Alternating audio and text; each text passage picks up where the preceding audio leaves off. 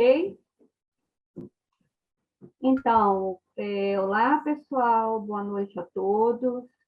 Sejam todos bem-vindos ao 8º encontro do Educaê. Eu sou Ruscaia, sou coordenadora do Grupo Amor Exigente Jardim da Penha, Vitória, Espírito Santo. Hoje estaremos reafirmando posições com avaliação e quero agradecer a nossa convidada, hoje convidada especial, professora Isabel Massoni, carinhosamente chamada por Bel. Bel é integrante da equipe geral de prevenção da FEAE e membro do Conselho Deliberativo da FEAE, que estará conosco neste momento. Bel, muito obrigada pela parceria, que tenhamos uma noite alegre, de trocas e muito aprendizado. Com você a palavra, Bel. Oi, muito obrigada, Ruscaia, obrigada a todos, obrigada pelo convite e fico muito feliz em estar aqui para falar com vocês, né, sobre essa parada que se dá sobre reafirmando posições no programa do curso Educaê, né? Fico muito contente. Agora passo a palavra para você outra vez.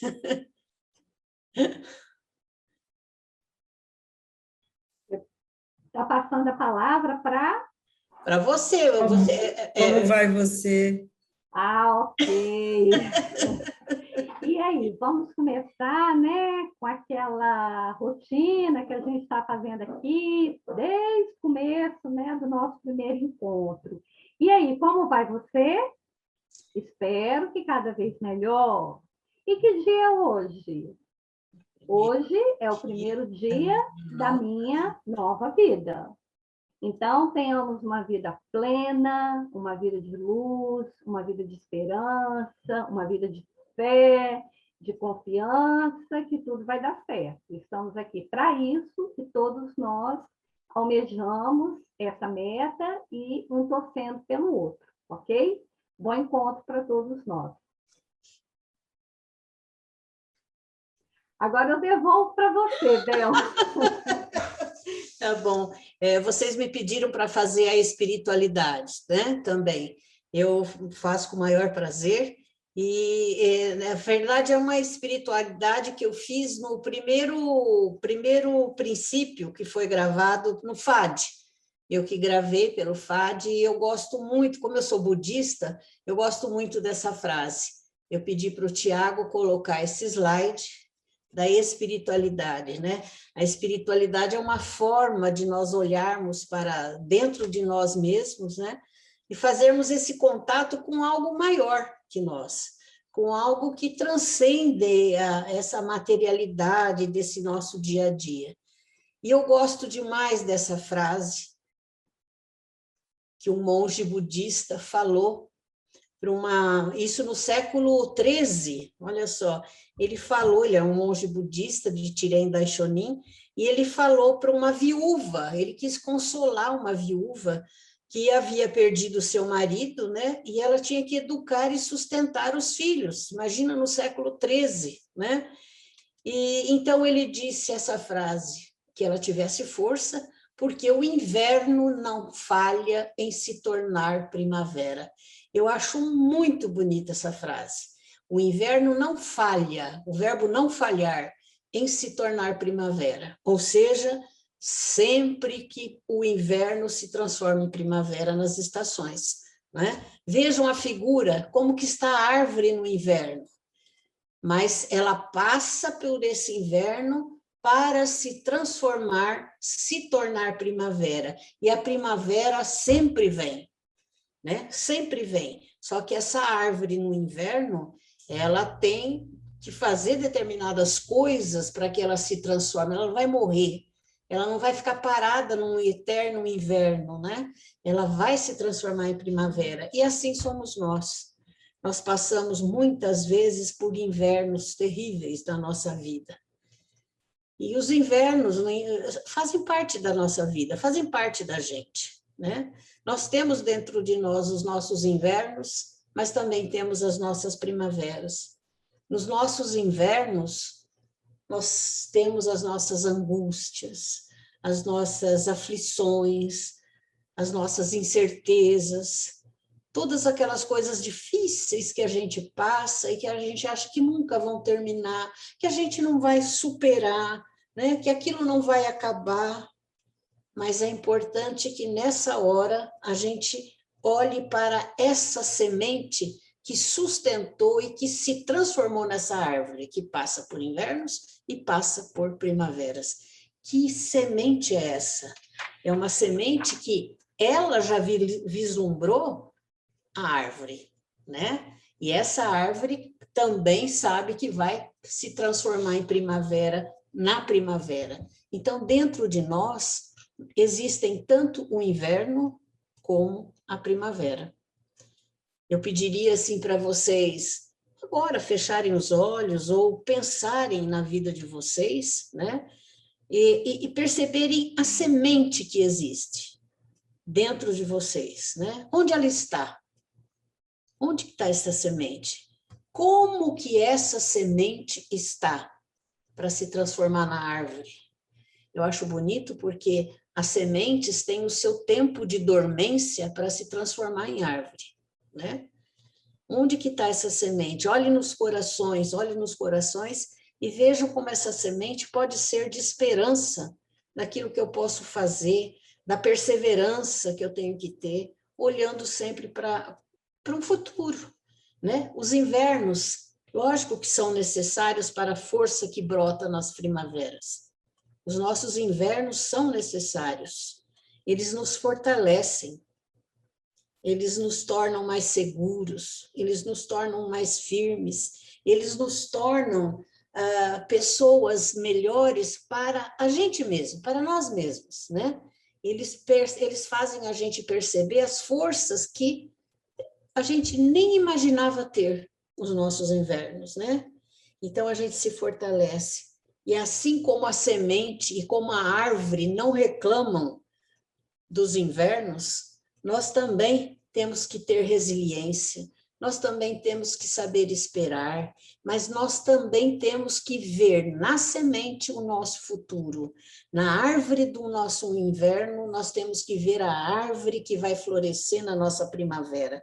Nós temos que nos preparar para brotar e agir, é muito importante, que é agir, é o tema da nossa preparação para os próximos princípios, né? Então, eu coloco sempre isso, né?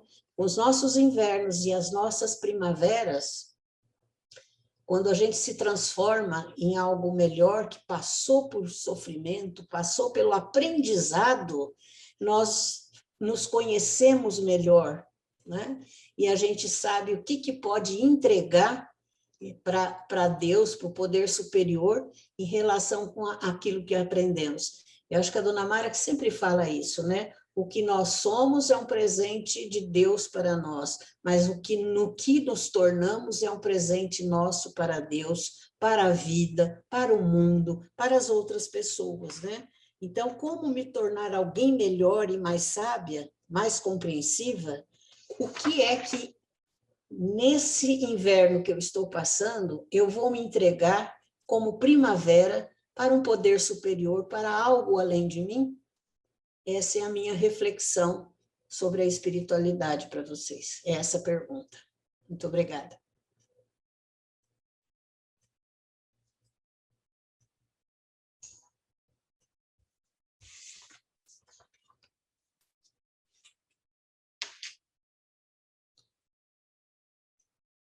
Vocês querem que eu comece a palestra agora? Alguém mais vai falar alguma coisa? Não? Tá bom. Posso começar, então, a palestra? Tiago, você coloca? Pronto. Obrigada, Tiago.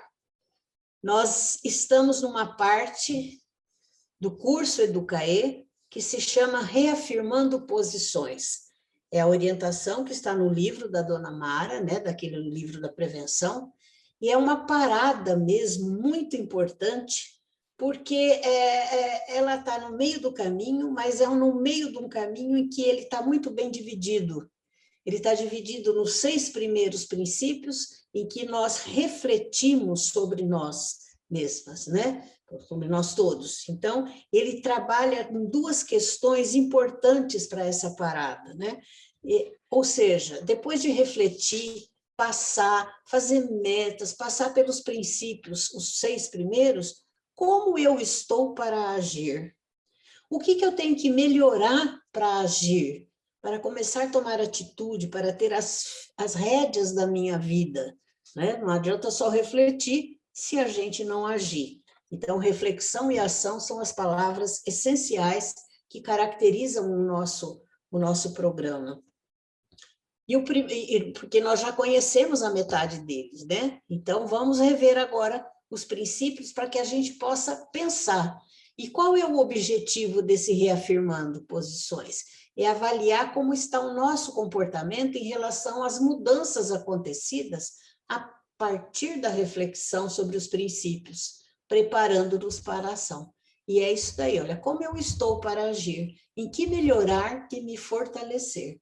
Pode seguir, Tiago, por favor. No primeiro princípio, acho muito importante, esse princípio é importante porque ele é identificador. Ele diz que os problemas da família são inerentes ao mundo atual. Os nossos problemas são inerentes ao mundo atual. Ninguém tem problema em relação ao mundo do século XVIII, por exemplo, né? Ninguém tem problemas, embora existam problemas e situações universais e atemporais. Mas ele é identificador, por quê? Como é que eu construo a minha identidade? Eu construo a minha identidade a partir da minha interação sociocomunicativa com o meio em que eu vivo. Então, eu me identifico, é a partir disso daí. Por exemplo, eu crio uma imagem a partir da relação que eu tenho com a pessoa na minha comunidade, como ela me vê, e eu vou me construindo nessa interação, eu vou me construindo como pessoa, e eu tenho uma imagem de mim, que necessariamente, ou quase sempre, não é a mesma imagem que os outros fazem de mim, mas, de qualquer forma, é um jogo de imagens que se identificam como participantes da mesma família, da mesma comunidade, e agora com a globalização, né, já dizia McLuhan na década de 70, né, o mundo vai virar uma aldeia global, e virou mesmo, não é? Então, as coisas acontecem no tempo real, e essa globalização nos leva também a construir a nossa imagem como participante de um mundo globalizado, muitas vezes, né?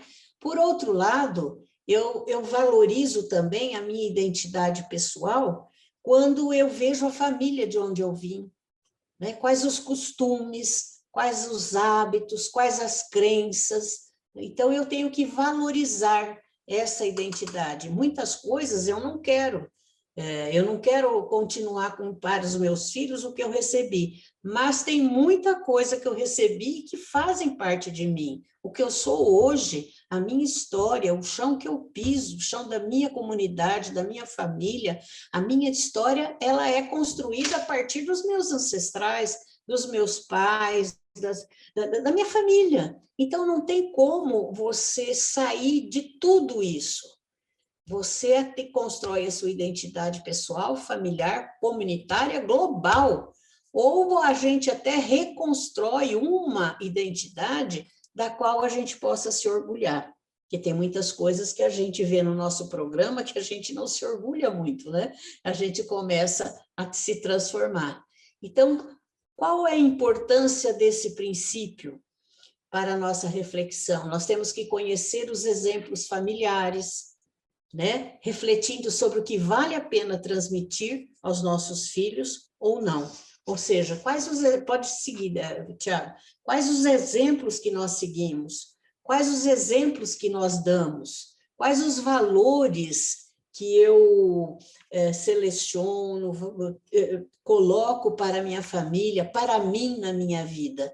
E essa é a grande pergunta desse princípio. Por isso que eu acho que é um dos mais importantes, no sentido de Se eu não me vejo, se eu não me conheço, se eu não respondo a essa pergunta, quem sou eu, nesse mundo em que vivo, se eu não consigo responder claramente para mim quem sou eu, é muito difícil eu construir exemplos para o outro, eu definir determinados valores que seguirei, que selecionarei para a minha vida.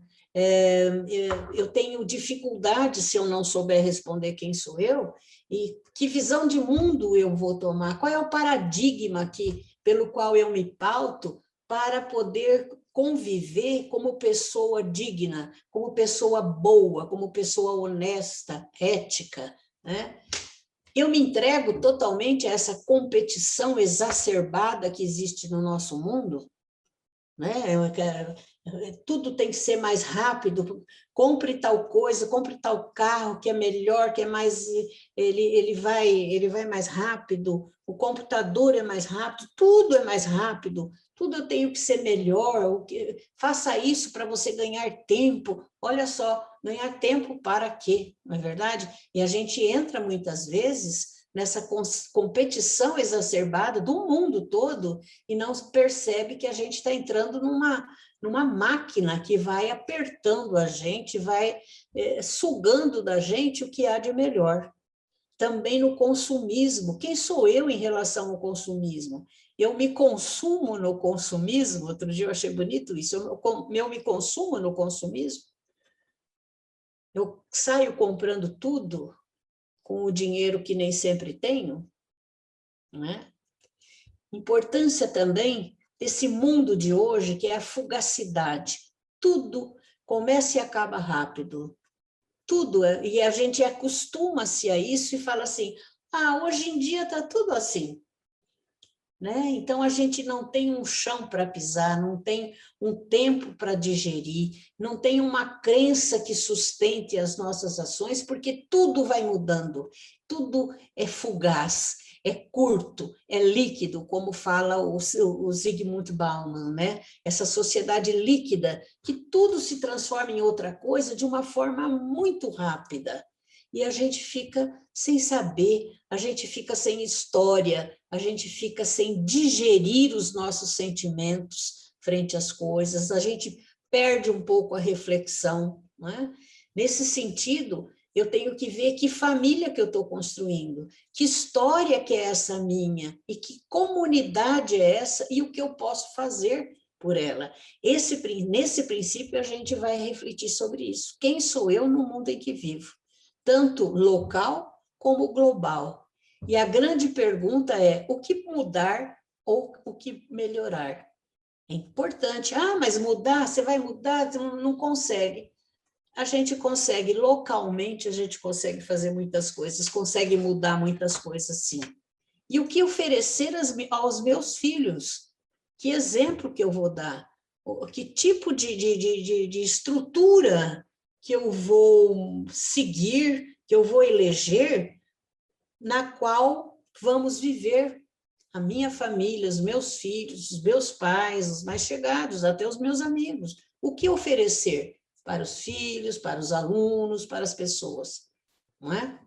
Esse é o primeiro princípio e a gente tem que refletir bastante. Quem sou eu para saber que caminho seguir, como seguir e por que seguir esse caminho, principalmente por que seguir esse caminho que eu estou escolhendo. Não é? Pode seguir, Tiago. Aí nós chegamos no segundo princípio, muito importante também. Bom, todos são, né, gente?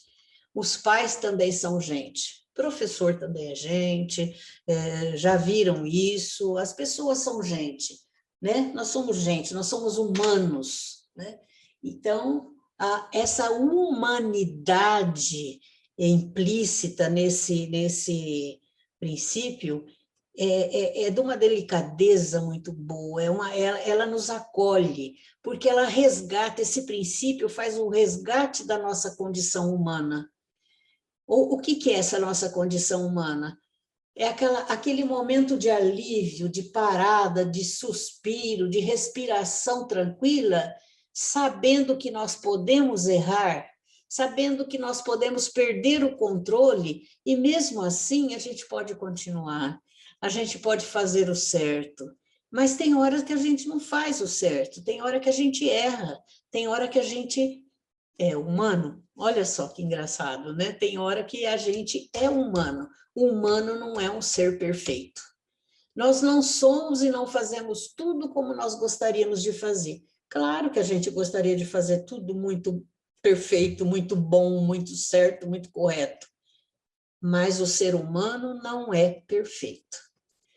Uma vez eu li, não me lembro como, faz muito tempo, diz que muitas coisas no mundo foram criadas imperfeitamente, inclusive a gente, para que a gente pudesse torná-las melhores ou perfeitas, né? Então, é um trabalho nosso, né? E nós somos vulneráveis, com inúmeras necessidades. Cada pessoa, dependendo da sua história, nós já vimos no primeiro princípio, tem as suas necessidades, que são muitas. Tem os seus limites, que são muitos. Mas, importante olhar nessa hora, como gente, porque o humano tem coisas boas e tem coisas não muito boas, né? Tem coisas que você pode errar, mas tem coisas que você pode acertar. Nós percebemos que nós temos que ter, principalmente nessas reflexões dessa nossa proposta, nós assumimos as responsabilidades, né? E nós percebemos que temos qualidades incontáveis. Ou seja, no que eu sou bom aqui? Tudo bem que eu não sei muitas coisas, isso logo nos remete para até o terceiro, mas vamos ver. Pode passar, Tiago, por favor, o outro slide. Nos acertos e erros eu descubro que sou gente. E eu percebo que nós não somos super pessoas. Outra coisa muito importante que esse princípio nos alerta, nos faz refletir, é que nós não somos exclusividade do outro. Olha que beleza, gente. Eu não sou exclusivo do meu filho, do meu marido, do meu patrão, do meu chefe. Eu não sou exclusividade. Por que eu não sou exclusividade? Porque eu não posso viver pelo outro, para o outro. Não é? Eu tenho as minhas necessidades e os meus sonhos. E eu tenho que, muitas vezes, colocá-los em prática. Eu tenho que, muitas vezes, ir atrás desses sonhos. Eu tenho que, muitas vezes, suprir algumas necessidades minhas também, para eu me sentir gente. Não é? Para eu me sentir gente. E eu tenho que também praticar o auto-perdão. É tudo junto, viu? Auto-perdão, desculpa, não corrigi. Eu tenho que praticar o auto-perdão, ou seja, eu tenho que me perdoar das muitas vezes em que eu cobrei perfeição, das muitas vezes em que eu fiquei muito chateada, muito mal, quando eu errei, quando eu fiz alguma coisa inadequada. Eu tenho que me perdoar. Porque nesse auto-perdão eu percebo que a minha autoestima melhora, a autovalorização aparece, porque eu me vejo como gente imperfeita, mas que sempre está à procura de melhorar.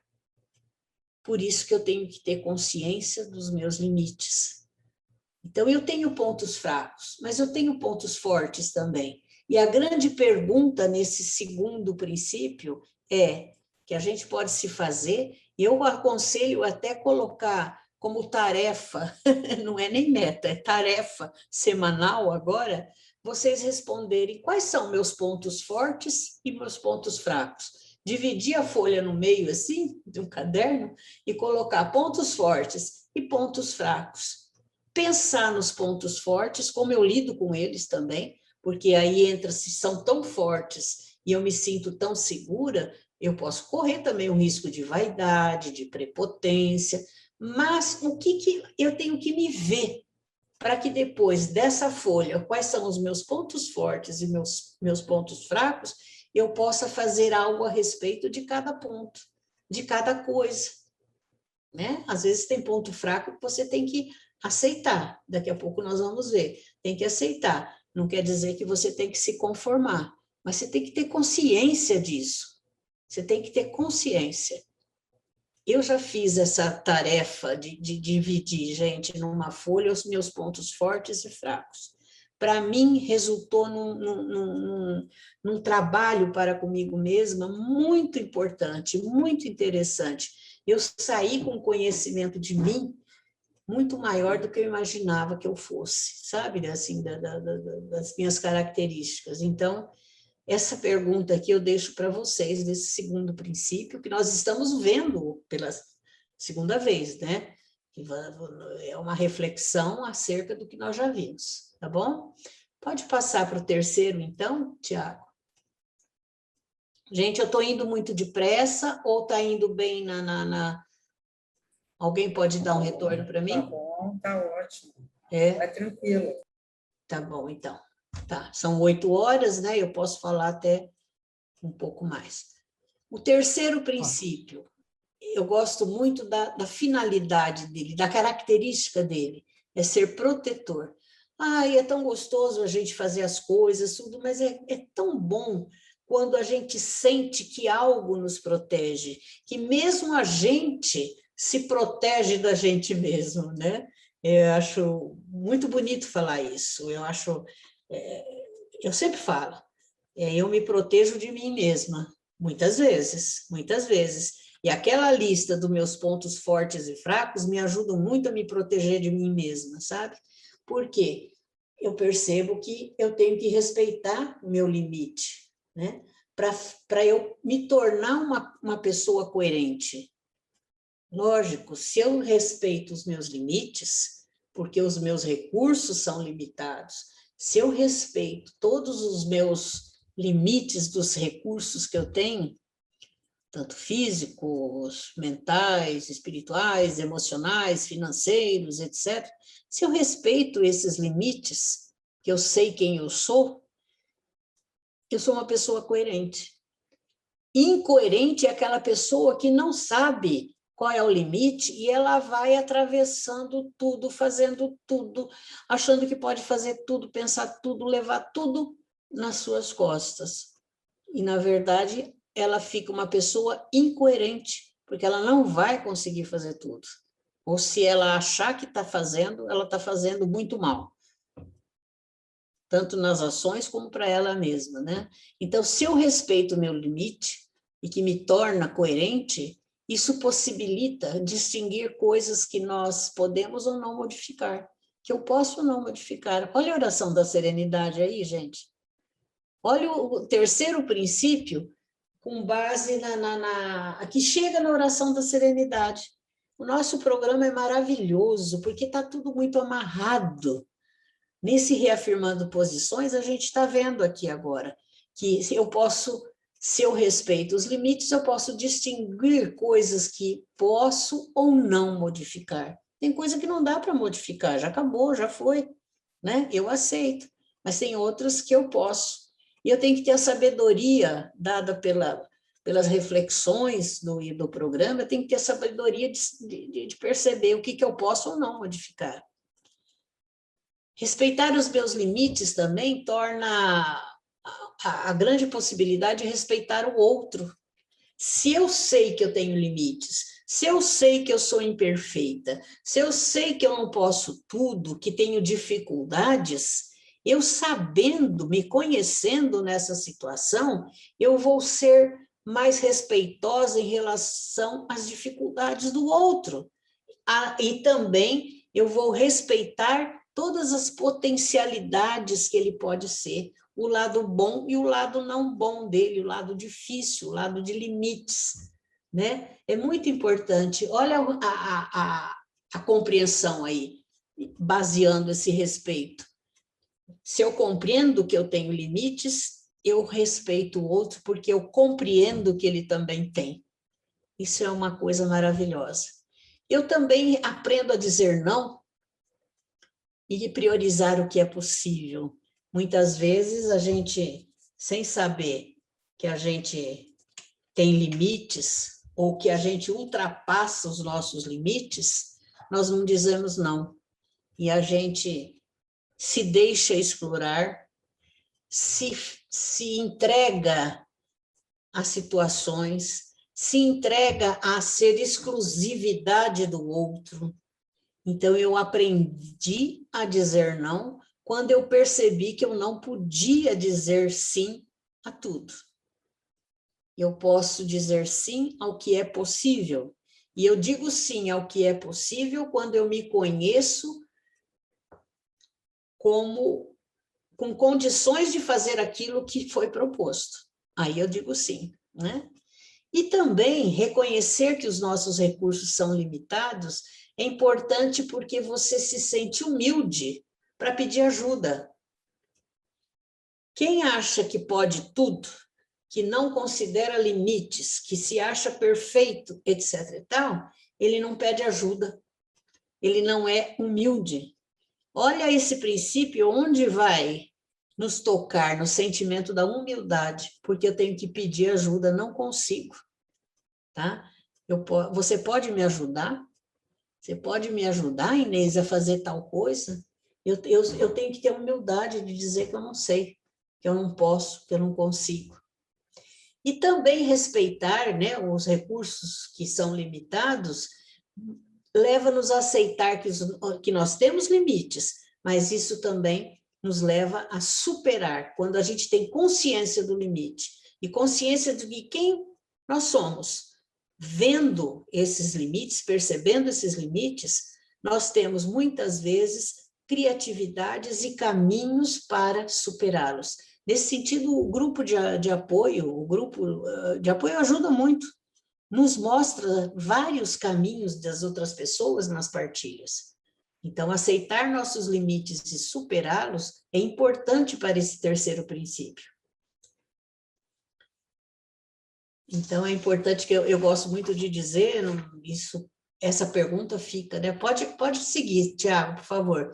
Essa pergunta fica para vocês. O que é que você faz para proteger você de você mesmo? Essa é uma pergunta boa, né?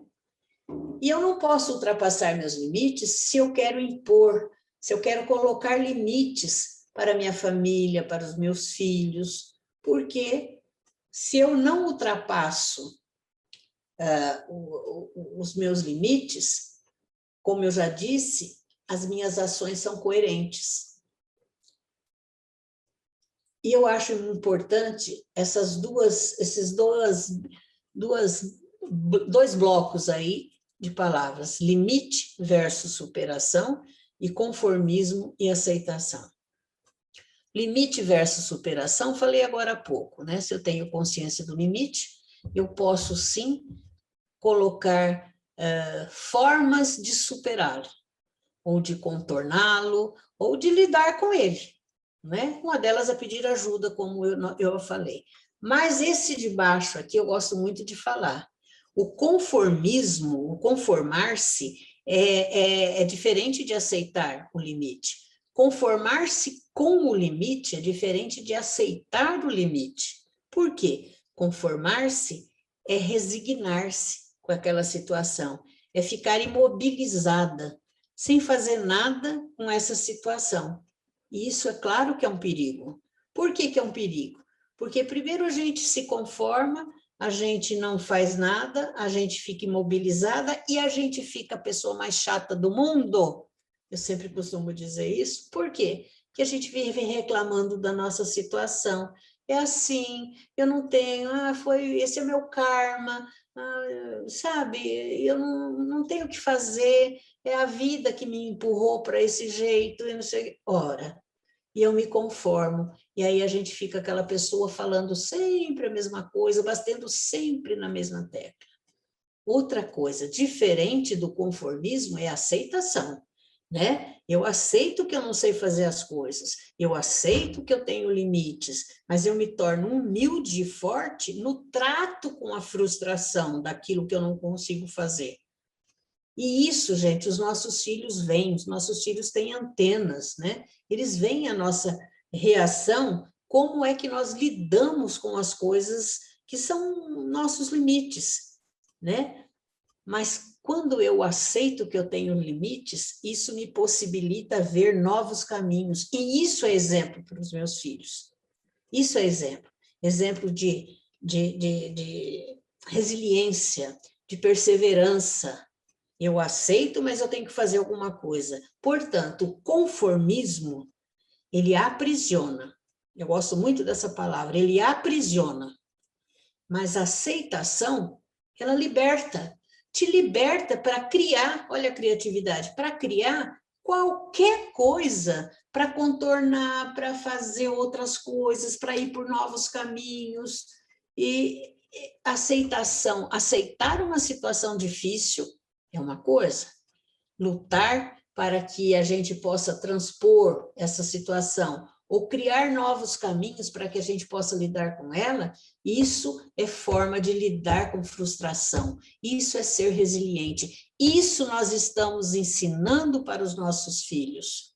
Nós não precisamos dar aula para os nossos filhos do que é resiliência, aceitação, etc. Não, a gente agindo na aceitação, a gente liberta para a criação de novas possibilidades. E aí os nossos filhos estão vendo isso. Acho muito importante. A pergunta que fica nesse princípio é: eu sou exemplo de como superar ou suportar frustrações? Que a vida sempre nos dá frustrações. Olha a imagem ali, gente.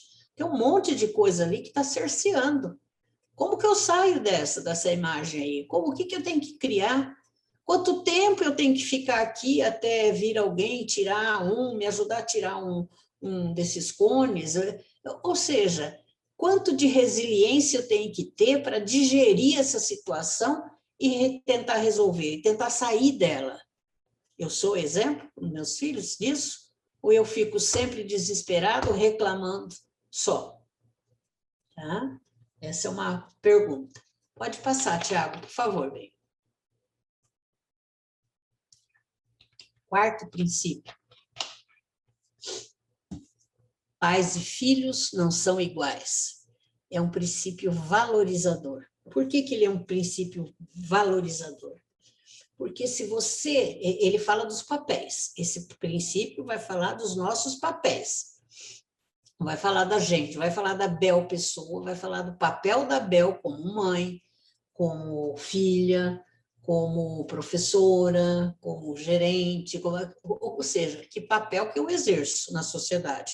Agora, se esse papel é bem assumido, eticamente, coerentemente, né, pelo autoconhecimento de quem eu sou, eu vou assumir bem esse meu papel, eu vou desempenhar bem esse papel, é lógico que eu conquisto a autoridade.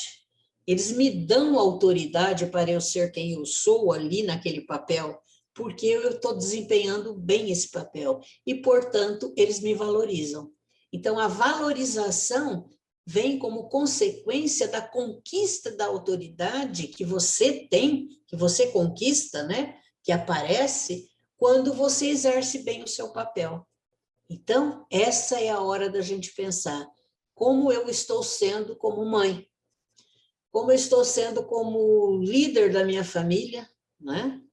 Como pai, como mãe, principalmente as pessoas que têm filhos pequenos, né? Adolescentes.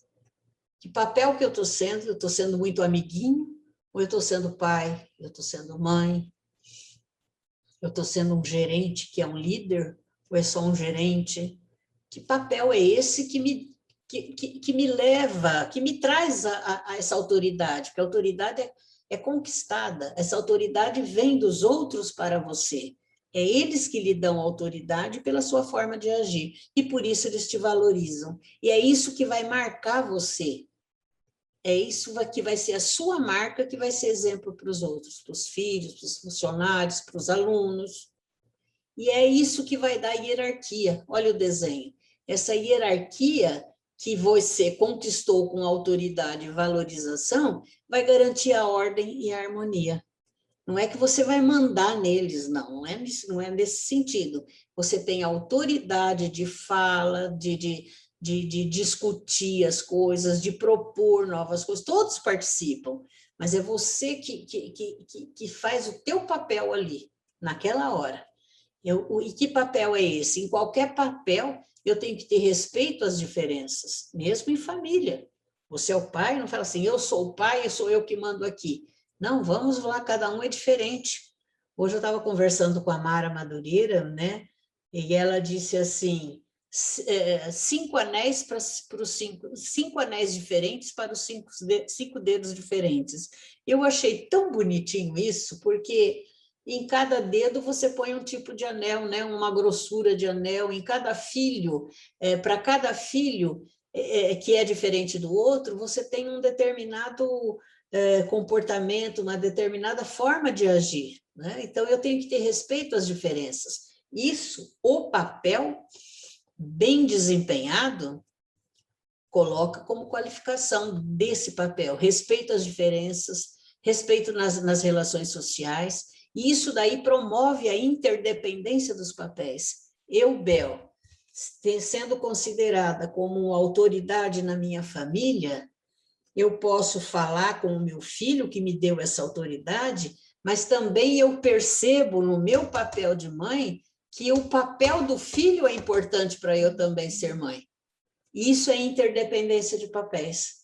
Tanto o gerente, o líder de uma firma, ele precisa do funcionário, do colaborador dele. Tanto o professor precisa do aluno, como o aluno precisa do professor. São os papéis, não é o professor, não é a tia Bel que vai ser a tia das crianças, e as crianças que são os alunos vão ser meus sobrinhos, meus filhinhos, não é nada disso.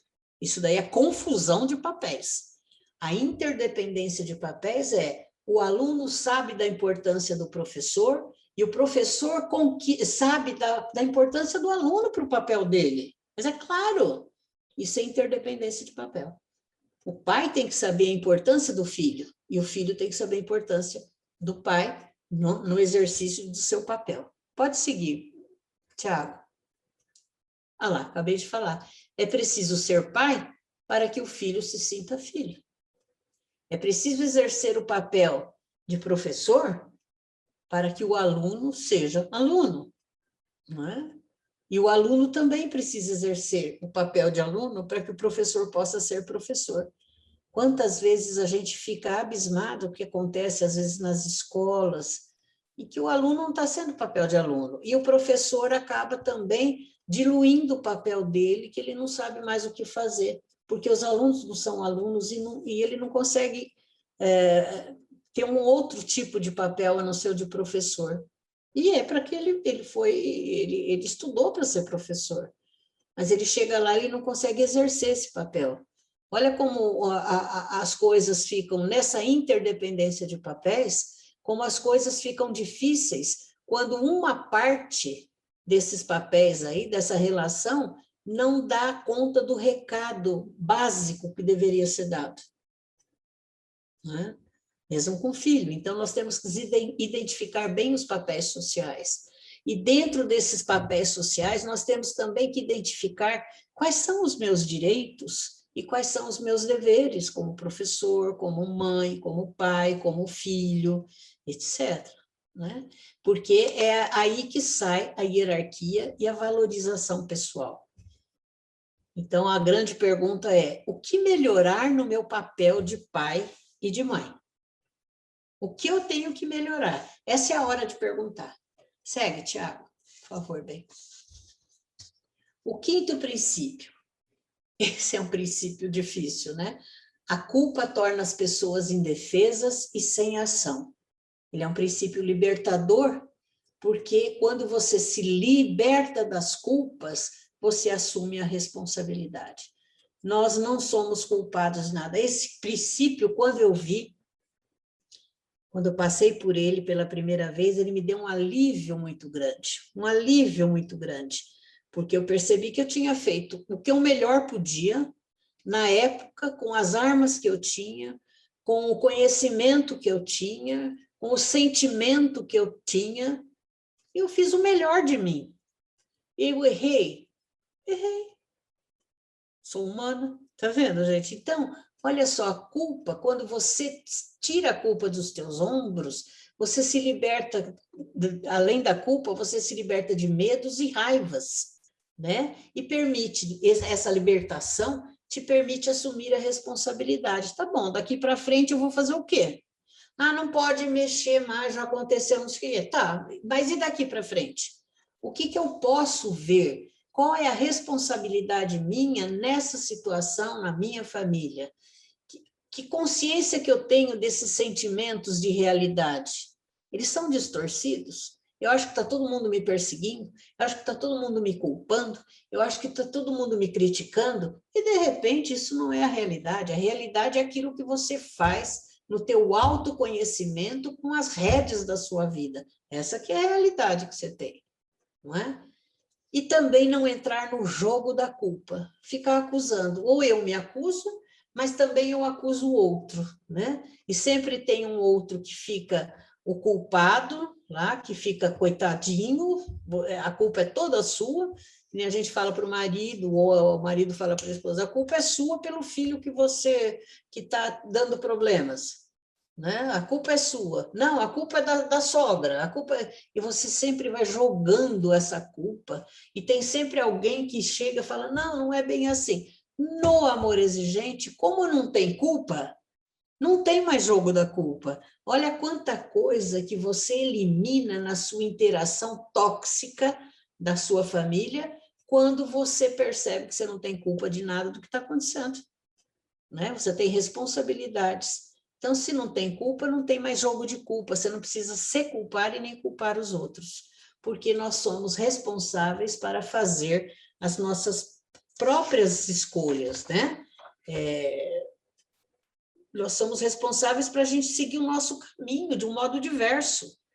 Esse princípio também eu acho interessante, do jeito que o outro cuida da gente mesmo, né? Esse princípio nos liberta de nós mesmos, sabe?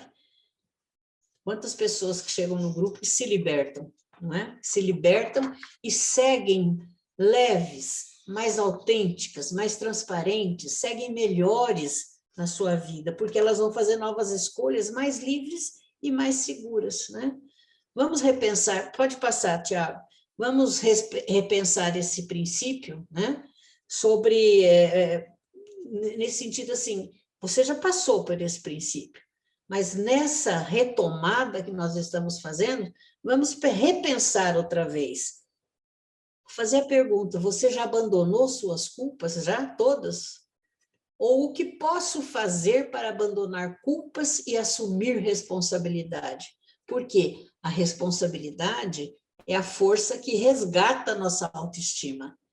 Porque a culpa, ela te deixa imobilizada, sem autoestima. Quando você fala, não, isso daqui não é culpa minha, mas eu posso fazer alguma coisa e o grupo vai me ajudar, essa proposta vai me ajudar, isso é uma força que me dá alento, que me dá autoestima, tá? E eu vou parar de culpar os outros e eu assumo responsabilidades. Grande pergunta aqui, o que eu posso fazer para abandonar culpas e assumir responsabilidades? A última, Tiago, a sexta. Eu gosto muito dessa figura e dessa foto. Olha que coisinha mais linda, né?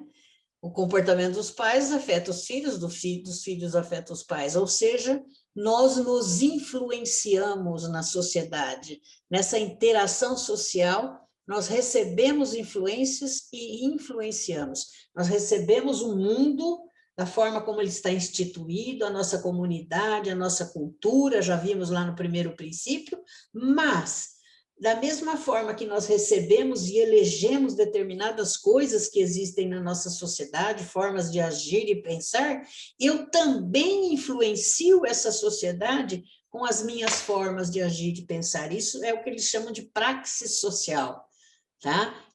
Da mesma forma que eu ajo, eu recebo, mas eu também influencio. E, nesse sentido, eu tenho que ver exatamente quais são os meus exemplos. Olha lá um menininho, ninguém falou para ele, anda e cruza as mãos atrás. Os adultos cruzaram e ele saiu cruzando também. Só isso ele fez. As palavras movem, mas os exemplos arrastam. Então, que tipo de influência eu estou sendo para os meus filhos? E eu gosto sempre de perguntar assim, quando você morrer, como você acha que seus filhos, seus netos, seus vizinhos, seus parentes vão lembrar de você? Como que eles vão falar sobre você? Olha que interessante. Isso quanto mais chega, né, a idade, isso tem me tomado muitas vezes os meus pensamentos e os meus sentimentos. Isso que eu estou fazendo é interessante para eu ser lembrada, para eu servir de exemplo, para eu servir de alguma coisa melhor para os outros. Hoje, meu filho de São Paulo estava aqui, está aqui comigo, né? E teve uma hora que a gente tinha que sair e que eu falei, não, mas... E aí ele estava com meia e chinelo de dedo, meia e chinelo de dedo. E a gente estava se preparando para sair. E aí ele veio, eu estava aqui no escritório, ele veio para mim e falou assim, vamos, mãe. Eu bati o olho, eu não e o tênis dele estava na porta, porque chega, põe o pé naquele... que boa, naquele negócio lá, e deixa na porta o tênis. E aí eu falei assim, eu não vou com você, você não vai pôr um tênis com esse chinelo, coisas de chinelo de dedo e meia, que horror. Ele falou assim, mãe, mais leve, por favor. Eu não tinha nem entendido. Mais leve, mãe, é claro que eu não vou de chinelo de dedo com meia. Meu tênis está aqui na porta, nós vamos sair, eu estou colocando. Mas olha só, gente, olha só, então é uma coisa que as recaídas são sempre conosco, né? Eu poderia ter falado, ou não falado nada, né? Se ele saísse, fosse entrar no carro de chinelo de dedo com meia, eu iria falar, filho, põe um tênis, não é melhor, né? Mas se ele quisesse daquele jeito, não poderia falar nada também, ele tem 40 e tantos anos, né? Então, os exemplos arrastam, e ele falou para mim, mais leveza, mais leve, mãe, calma, mais leve, relaxa. Devemos ser a pessoa que age e não a que reage. Esse contexto, esse conceito de reação e ação é muito interessante. Ou seja, ele não reagiu bravo comigo, ele agiu, ele falou, mãe, mais leveza, por favor. O meu tênis está aqui pertinho, eu já estou colocando. Ele agiu. Ele não reagiu, não brigou comigo, não ficou bravo. Então, nós devemos ser a pessoa que age e não a pessoa que reage. Reagir é ficar no mesmo patamar. A criança brigar e você brigar junto, né? Ela fala, ou o adolescente fala e você fala junto, você briga como se vocês fossem duas crianças ou dois adolescentes. Não. Falou alguma coisa inadequada, fugiu às regras ou está num comportamento não bom, o que é que ele perde?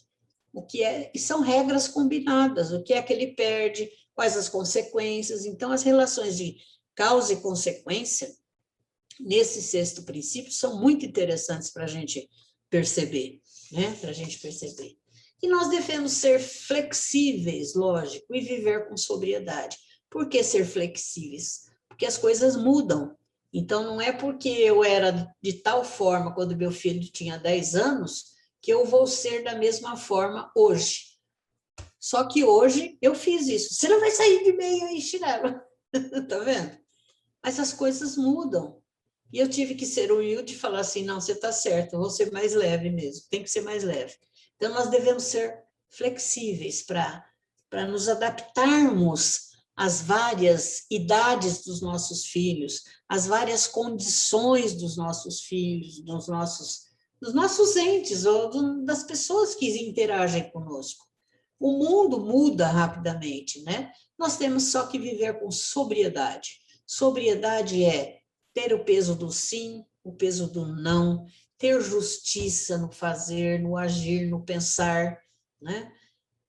Sobriedade, ter planos, ser coerente no que faz e assim por diante. Segue mais um dos últimos, né? E é isso daqui que eu falei. Qual é a marca que eu quero deixar para o mundo e para a minha família?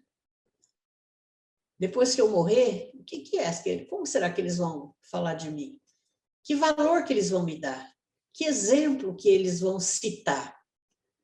Né? Como foi a minha interação? E qual foi a minha ação? Eu não pus aí qual foi a minha reação. Eu tenho que falar qual foi a minha ação como líder da minha família, como professora, como cidadã. Qual foi a minha ação? E a grande pergunta é, eu sou sempre um exemplo para os meus filhos? Para os meus filhos, meus alunos, etc., para as pessoas, eu sou sempre um bom exemplo? Eles podem me citar? Muitas vezes a gente pode ser, sim. E a gente é. Né? Mas a grande pergunta que fica é se, será que eu sou um bom exemplo? Será? A grande pergunta ética, né, e filosófica é, será? Eu sempre falo isso. Mais para frente, Tiago. Mais um, bem.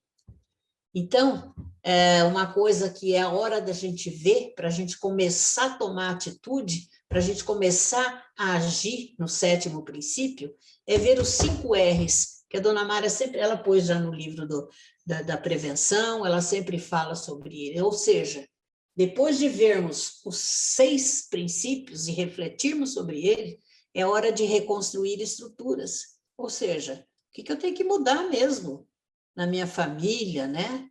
É hora de redesenhar a minha mudança, redesenhar aquilo que eu quero ser. É uma nova Bel, mais coerente, mais calma, mais justa, etc., né? Mais flexível. Eu tenho que redefinir como me relacionar. Eu vou mais agir, eu vou escutar, tem uma escuta ativa que é muito importante, né? Eu vou escutar bem. Né? Como que eu vou me relacionar? Eu vou continuar a gritar? Ou eu vou continuar a ficar calada, nunca me posicionar? Como é que eu vou me relacionar depois que eu vi esses 6 princípios? Eles devem ter mexido comigo, mas é claro, senão não valeu a pena. Não é? Eu tenho que restabelecer meus limites. Reestabelecer, ou estabelecer meus limites, ou reestabelecer. Aí eu pus de propósito o 2º E aí, tá? Por quê? Eu posso ter percebido que muitos limites que eu tinha e que eu nem tinha consciência deles. Então, eu tenho que restabelecer, sim, aquilo que eu não posso fazer, que eu tenho que falar não, que eu tenho que me preservar. E eu tenho que reorganizar normas e regras, aquilo que eu tinha organizado para a minha família. Então, o último slide, Tiago, eu brinquei um pouco com vocês aqui. Então, agora, gente, para o 7º princípio, agora é luz, câmera e ação. Ação para que a gente possa ter as rédeas da nossa vida. Tomada de atitude é o próximo princípio, e ele é maravilhoso. Luz em você, câmera, porque tem gente te vendo. Agora, essa é a hora, ação. Nada muda se eu não mudar. Muito obrigada, gente.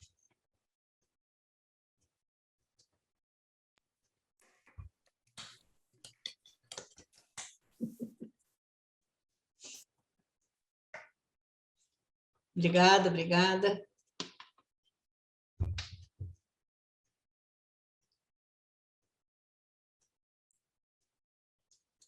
Continuando, né, Cris? Faz as perguntas aí, Inês. Tem perguntas? Ah, sim. Um minutinho. Vamos lá. A pessoa diz o seguinte, Bel, eu não tenho problema em dizer não para as pessoas. Porém, às vezes, sou vista como uma pessoa egoísta, e isso, em algumas situações, acaba me deixando mal. É uma situação bastante complicada. Não é uma pergunta, mas é uma afirmativa aqui, né? É um comentário, né? É um comentário pertinente mesmo, porque nós vivemos numa sociedade em que as pessoas boazinhas são, assim, elas são conhecidas como aquelas que fazem tudo pelos outros. Essa é a boazinha. E a gente se acostuma com esse tratamento, nessa falsa habilidade social, que é de falta de respeito, né? Eu não sei, eu peço as coisas e, às vezes, quando as pessoas falam, não, eu não posso agora, ela fala, nossa, puxa vida, nunca pedi nada e ela já me deu um não, assim. Logicamente, tem formas de dizer, mas também o que eu levo em consideração é essa crença na sociedade que a pessoa boazinha fala sim a tudo e atende a todos, mesmo que passe por cima de um monte de coisas que ela, de limites, de coisas dela que ela não poderia. Eu fui uma pessoa muito boazinha e falava muito sim. Hoje, quando as pessoas falam, eu posso te ligar, eu posso conversar com você, eu falo, você pode conversar, estou à disposição, a menos que eu esteja ou preparando uma palestra, ou lendo alguma coisa que eu preciso me preparar, ou atendendo alguma outra pessoa, então eu vou falar para você se eu posso te atender ou não, e aí eu posso falar se posso te atender, se eu não puder naquela hora, eu posso te atender depois, ou não vou poder te atender nesse problema seu. Mas eu tenho que estabelecer, sim, condições para que ela saiba que ela vai receber, que ela pode receber um não meu, né? E é um não de impossibilidade de fazer aquilo naquela hora, ou mesmo de fazer aquilo porque eu não sei, né? E aí eu indico outra pessoa. Mas, agora, a gente ser conhecido como egoísta não é um problema nosso, né? É o problema deles que colocam essa característica quando a gente fala um não, porque vai nos prejudicar aquilo lá, ou que a gente não consegue. Aí a gente tem que bancar mesmo a fama de egoísta, mas, às vezes, na forma de colocar um não, eu acho que também vale a pena também colocar suavemente o não. Próxima pergunta, um comentário também, né? Perfeito, quando você falou da hierarquia, dos papéis, né? Imagino aqui. Perfeito. Os professores, hoje, nas faculdades, tratam os alunos como crianças, infantilizam futuros profissionais. E é verdade, porque eles partem de uma concepção de que os alunos são, e muitos são infantilizados mesmo, né? Muitos são infantilizados porque vêm de uma educação que os infantiliza, na família, que esse é um alerta para a família também. Mas mesmo que eles não sejam infantilizados, muitos professores não acreditam que esses alunos possam saber, possam fazer críticas, possam fazer análises. Como eles falam, não, a educação está um problema, as crianças ou os jovens, eles não conseguem mais interpretar um texto, a educação está péssima, então eu vou tratá-los como se eles estivessem no 5º ano, no 6º ano, 7º ano, né? E muitos estão mesmo com esses problemas. Eu fui professora universitária, estou aposentada, e encontrei muitas vezes jovens, no curso de letras, de tradução na Unesp, muitos jovens com problemas mesmo de interpretação, e era a minha área de aula, né? Eu dava aula do departamento de letras e eu dava aula de interpretação de texto, leitura e interpretação de texto. Então, eu estava ali, e eu tinha muitos com problemas, mas nem por isso eu os tratava como crianças de 7º ano, né? De 7ª série, que a gente falava antigamente, né? Eu via onde estava a deficiência, como falava com eles muito declaradamente, né? E dava certas coisas extras para que ele chegasse no nível que precisava ter para estar no 1º ano de curso de tradução. Então, muitas vezes o professor universitário trata as crianças porque ele subestima a inteligência deles e acha que a deficiência dele, que ele trouxe num sistema educacional precário, que a deficiência é dele por culpa dele. Então, eu trato como criança e não tento sanar aquela deficiência. Não tento fazer um sistema ali. Por exemplo, ele está na minha mão naquele ano. E no ano que vem, por exemplo, está passando por mim, é minha obrigação fazer o máximo para que ele possa suprir essa deficiência dele. Ele não é infantil, ele tem uma educação precária. Às vezes são infantilizados, sim, e de repente uns tratamentos de choque são muito interessantes para trazê-los à realidade. Eu gosto muito, como já fiz também. Bel, tem um comentário só que complementa, e você já até respondeu. A pessoa fala que penso que o comentário sobre os professores universitários poderia começar assim, 2 pontos. Alguns professores, e não todos os professores, assim como você colocou, né? Sim. Tá? Só para fechar a pergunta. Exatamente, exatamente. Alguns professores que generalizam situações ou não têm a capacidade de seletivizar onde está o problema para não generalizar, né? Então, a deficiência, muitas vezes, é de alguns professores que fazem isso. Uhum. É um alerta, seria bom para eles estarem ouvindo aqui agora.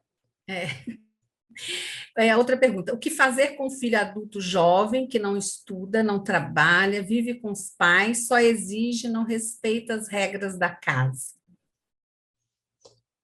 Eu não sei o que faria, eu não vou dizer o que faria com esse filho, eu diria o que fazer com os pais. Né? O que fazer com os pais para que os pais possam lidar com as situações específicas desse filho de forma diferente. Eu aconselho que eles se dirijam ao amor exigente e fiquem no amor exigente verdadeiramente, porque tem gente que fica no amor exigente, mas ele não vivencia, ele passa, ele fica, ele ouve as palestras, ele acha bonito, mas na hora de praticar, na hora de vivenciar, na hora de aplicar aquele programa, aquelas medidas, ele não faz nada. Então, ele passa a reclamar. Então, é aquela história de ficar reclamando. É aquilo da resignar-se naquele papel. O que fazer com o filho? Tem muitas coisas que a gente aprende no amor exigente, né? Mas eu diria que o pai que deve ir para o amor exigente, os pais, a família, e lá que eles vão, é aqui no Amor Exigente, né, que eles vão descobrir o que fazer. Teve eu gosto muito de citar esse trabalho, nós começamos a fazer um papel, uma abordagem com os pais da justiça restaurativa aqui em Rio Preto, né, que o juiz nos chamou, no Amor Exigente, nós fomos trabalhar com os pais pais dos meninos em medidas socioeducativas. Que para não ir para a antiga FEBEM, para a Fundação Casa, eles tinham que assistir às reuniões do Amor Exigente, os filhos e os pais. Tá. Quando em Araraquara, no estado de São Paulo, a promotora de lá fez esse projeto de atender os pais na justiça restaurativa, né? Atender os pais no Amor Exigente, esses pais dos meninos em medidas socioeducativas, ela fez só com os pais. Ela não fez com os meninos também, com os adolescentes, como nós fazíamos aqui. E eu achei muito interessante o que a doutora Noemi de Araraquara fez. Ela fez, depois de um ano, ela fez uma estatística de quantos filhos tinham reincidido na infração. De 100%, 90% não infringiam mais. 90% ficou bem só pelo trabalho dos pais. Então, trabalhando o pai, você melhora muito, sim, os filhos no programa Amor Exigente, pelo menos que foi comprovado. Só 10% recaiu na infração de adolescentes. Olha que índice maravilhoso, só com o trabalho de pais. Mas os pais que estavam fazendo o que tinha que fazer, porque também a promotora fica na jugular deles. E aí também acontece, tá vendo? É nesse sentido que eu dou a resposta. O que fazer com o filho? Mexa com os pais. É a minha... Agora a Bernadette pode falar alguma coisa aí, o pessoal. acho que vai na mesma linha aqui, né? Como lidar com um filho adolescente que não tem responsabilidade, horários, não por um ímpeto de ser do contra, mas por falta de interesse, apatia, tanto faz, né? Aquela coisa da motivação, né? Na adolescência, aquela, imagina aqui, né? Essa É, falta.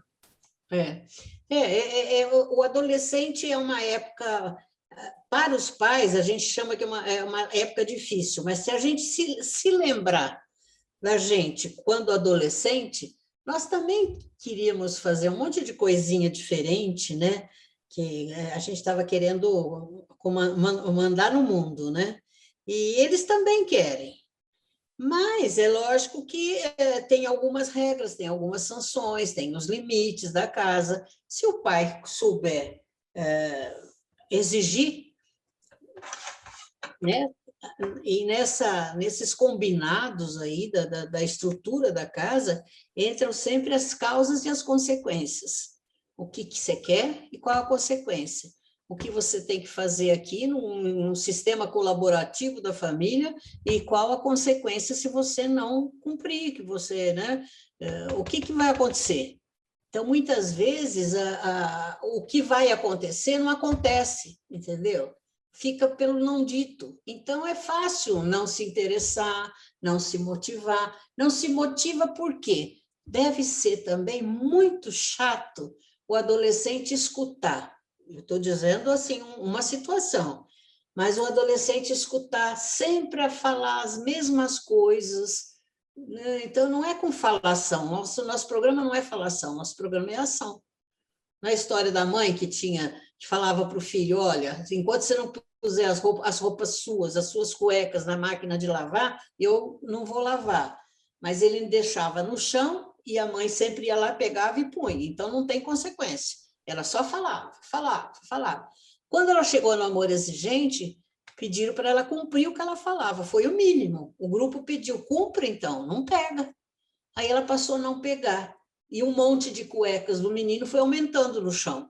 Até que um dia ele chegou e falou assim, olha, não tem cueca na minha gaveta. Ela falou, você não pôs na máquina.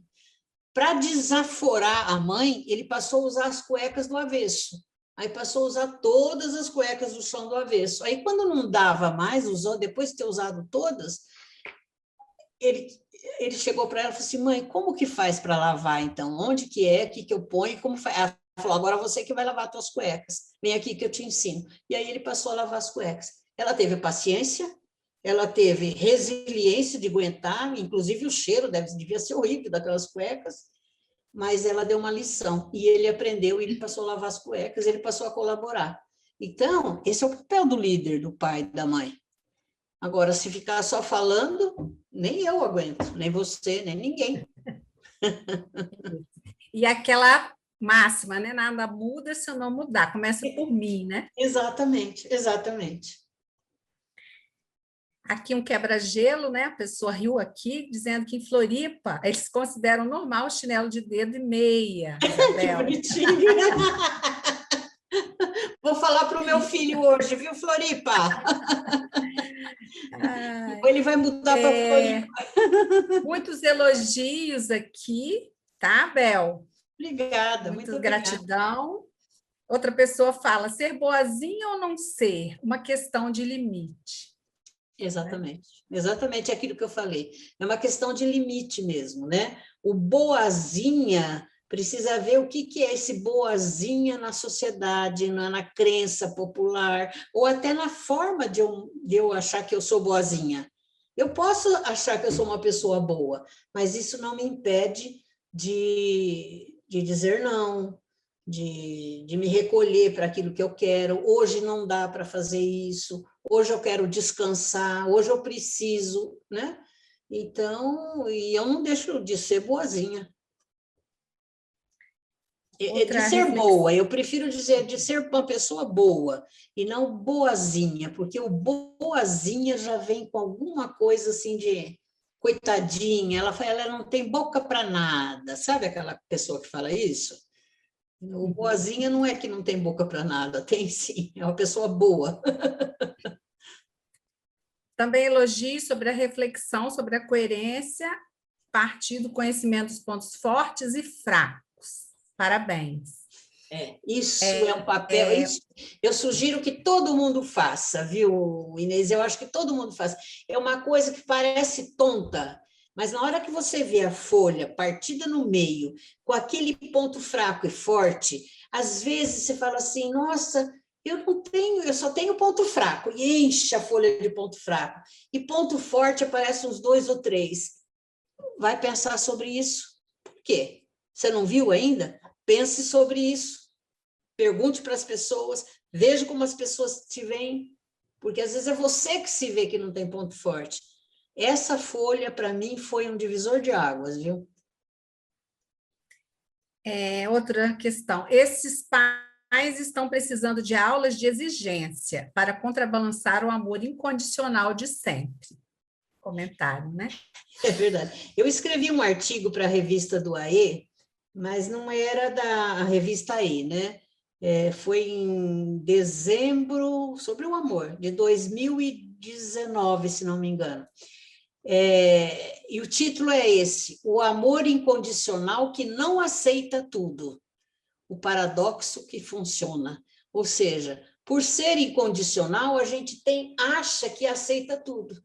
Não, o amor incondicional que não aceita tudo, que não aceita a droga do filho, que não aceita o comportamento errado, o comportamento inadequado, apatia, não colaboração, o amor incondicional que não aceita isso daí, ele vai mais além, porque ele ultrapassa esse amor incondicional e ele vai para exigir do outro aquilo que ele pode dar. E eu termino esse artigo dizendo que isso é ter olhos de Deus, é o olhar de Deus, ou seja, ver mais para frente. Quando eu não aceito tudo, eu estou vendo o meu filho, a minha filha, lá na frente, no futuro, sendo gente decente, para ela mesma e para a sociedade. Isso é ter olhar de Deus. Então, amor incondicional para mim não existe em termos de mãe. Lógico que você vai amar seu filho pro resto da vida, mas isso não quer dizer que você vai se submeter a todas as exigências e fazer tudo o que precisa, que ele quer. Né? Lógico que não. Precisamos ser pais desnecessários para os nossos filhos, né? Saindo de cena, né? Poder sair de cena. Né? Exatamente, é para isso que a gente tem que lutar. O amor exigente ensina isso, fala isso, e quem reflete sobre a função de mãe e de pai, exatamente é essa. Cuidar enquanto tem até 5, 10 anos, depois começar a soltar as rédeas, porque eles começam a ficar adolescentes, eles começam a pensar por eles mesmos, então aí eu vou ser uma segunda mãe, né? É mãe de adolescente, que não é mãe de criancinha. Depois eu vou me tornar uma mãe de um jovem de 20 anos, que já está na faculdade. Eu não preciso ficar grudada nele e nem ficar na casa dele fazendo comidinha para ele, saindo da minha casa, não é? Ele tem que caminhar pelas próprias pernas. E aí eu também tenho que ser mãe, como eu sou hoje, de um filho de 46 e outro de 44, 43. Ou seja, quando você quiser, meu filho, vem aqui em casa, tudo bem, veio de São Paulo, está aqui em casa, veio me visitar, né? Vai embora amanhã, mas está aqui, estou aqui, se você quiser, eu estou aqui. Não é? Mas quer ouvir alguma coisa, pode perguntar que eu falo, mas eu não estou mais vivendo a vida dele, meu Deus, eu não estou cuidando dele mais. Não é? Nós temos que ser várias mães, dependendo das várias idades, e até se tornar desnecessária. Eu já estou praticamente desnecessária. Eu só estou assim como um elemento de encontro agradável, que vem, a gente conversa, eles contam o caso, eu conto os meus. Entrei num curso de percussão agora, então eu estou espalhando para toda a família que eu estou batendo bumbo, batendo um monte de coisa. Ou seja, essa é a hora agradável, mas eu estou desnecessária. Eles vêm até mim porque querem, porque gostam. Essa é a mãe desnecessária. Perfeito. E aí está acabando o tempo, vou acelerar. Eu deixei de passar a roupa dele. Hoje o guarda-roupa está praticamente vazio. Não passei mais. Perfeito, parabéns. Parabéns. Se ele vier pedir para passar, chama e fala assim: vem aqui aprender. Eu até passo uma parte e você passa a outra metade da blusa. E aí, agora você já aprendeu, então agora você passa. Perfeito, perfeito. Aí. Disse que a motivação é como banho, é coisa para todo dia.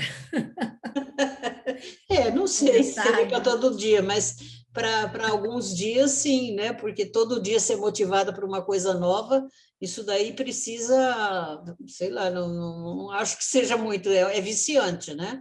Mas a motivação tem que ser, sim, ela tem que acontecer. Tem que acontecer. E essa motivação é interna. Para ter essa motivação interna, nós, pais, temos que saber colocar essa motivação de uma forma que eles se motivem, né? Esse caso de uma forma motivadora. E aí termina aqui muito legal, Bel, amor incondicional que não aceita tudo, é aquele que diz querer o bem e não apenas querer bem. Diferença aqui. Exatamente, fechou. É isso. E segundo aqui o artigo, né, para disponibilizar o artigo que você falou aí da revista, mas estão falando dessa disponibilização do artigo. Ah, tá. É na revista E, aí é com o Tiago, eu não sei, Tiago, como que é a revista E de 2019, dezembro de 2019, se não me engano. Eu vou dar uma olhada, Bel, e aí, se permitirem, a gente libera para todo mundo. Tá bom. Tá? No mais, muita gratidão aqui por nós também, pelo pessoal todo que está aqui no chat, né, Cristina? Sim, muito bom, foi muito bom te ouvir, Bel, nós agradecemos muito mesmo. Eu que agradeço a oportunidade, eu agradeço o convite, e vamos lá, né? Agora é luz, câmera e ação. Fiquem com Deus. Cenas dos próximos capítulos, você já deu cenas, né? Bel, obrigada, viu, por esse resgate maravilhoso que você fez. Como que o tempo passou rápido, entendeu? Quanto aprendizado, quanta troca, que momento rico. Deus abençoe você, tá? Na sua caminhada, na sua jornada. Deus abençoe a todos nós, né? Que persistamos aí nas nossas convicções e conhecimentos. Muito obrigada mesmo, do fundo do coração. Obrigada a todos que estão aqui conosco, participando. E muita fé, muita ação, muita atitude. Semana que vem estaremos todos aqui de novo, tomando atitude, ok? Deus quiser. Nosso tempo já se esgotou, obrigada. A oração. E até a semana que vem, agora a nossa oração. Bem lembrada, a oração da serenidade. Posso puxar? Você. Pode. Eu seguro a minha mão na sua, uno o meu coração ao seu, para que juntos possamos fazer aquilo que sozinho não consigo. Concedei-me, Senhor, a serenidade necessária para aceitar as coisas que eu não posso modificar, coragem para modificar aquelas que eu posso e sabedoria para distinguir uma das outras. Força, fé e alegria. Até a próxima quarta-feira. Deus quiser. Solta aí, Tiago, os adeuzinhos, tchauzinho de boa noite, Bel. Boa noite, Tchau, foi ótimo, boa Bel, noite. parabéns. Boa semana, tchau. Graças. Boa noite, muito obrigada. Bel, maravilhosa. Obrigado, Bel.